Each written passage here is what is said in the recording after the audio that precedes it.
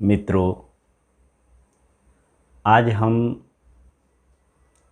दुख में सुख की तलाश कैसे करें इस विषय पर प्रकाश डालेंगे।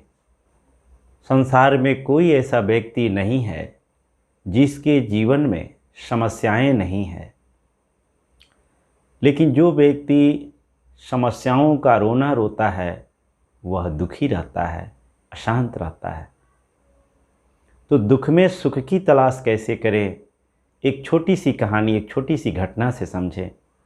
एक फ़कीर कहीं जा रहा था।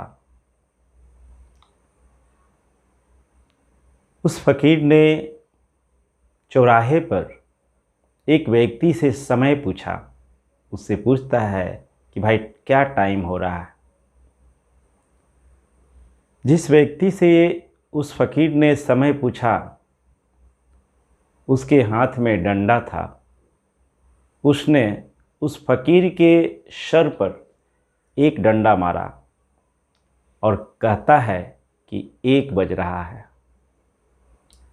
जैसे ही वह व्यक्ति उस फ़कीर के सर पे डंडा मारा और 1 बजने का इशारा किया, वह फ़कीर खुशी से झूमने लगा।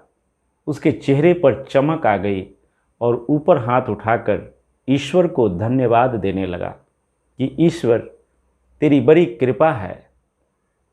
और उस आदमी को भी आशीर्वाद देने लगा कि तेरा भला हो, तेरा कल्याण हो, तेरा मंगल हो।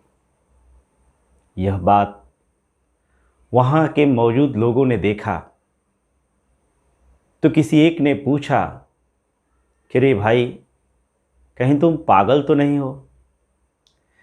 तुमने प्रेम से समय पूछा और इसने एक डंडा मारकर तुम्हें 1 बजने का इशारा किया और दुखी होने के बजाय तुम ईश्वर का उपकार मान रहे हो, ईश्वर को धन्यवाद दे रहे हो, इस व्यक्ति को भी धन्यवाद दे रहे हो जिसने तुम्हें डंडा मारा। क्या मतलब है? फ़कीर मुस्कुराते हुए कहता है कि मैं ईश्वर को धन्यवाद इसलिए दे रहा हूँ कि अच्छा हुआ कि इस व्यक्ति से तूने 1 घंटा पहले नहीं मिलाया। अगर 1 घंटा पहले इस व्यक्ति से मैं मिल जाता और उस समय मैं समय पूछता तो हो सकता था इसके समय बताने के तरीके वैसे ही है तो 12 डंडे खाने पड़ते, तब जाकर हमें समय का पता चलता। मित्रों, कहने का मतलब है ज्ञानी व्यक्ति हर स्थिति को स्वीकार करता है।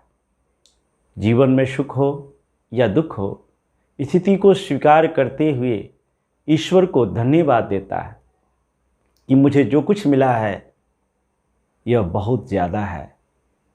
जिस व्यक्ति के अंदर स्वीकार भाव उत्पन्न हो जाता है और प्रकृति को या उस परम सत्य को, उसके प्रति जो कृतज्ञता का भाव उत्पन्न होने लगता है, उस व्यक्ति के जीवन में प्रकृति की कृपा बरसने लगती है और उसके जीवन में सुख, शांति और समृद्धि बढ़ने ही लगता है। स्वीकार भाव होना बहुत बड़ी आवश्यक है।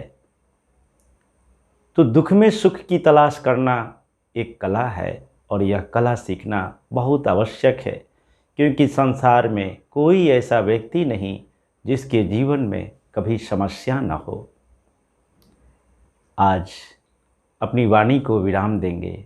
आप सबका मंगल हो, सबका कल्याण हो, सबका भला हो।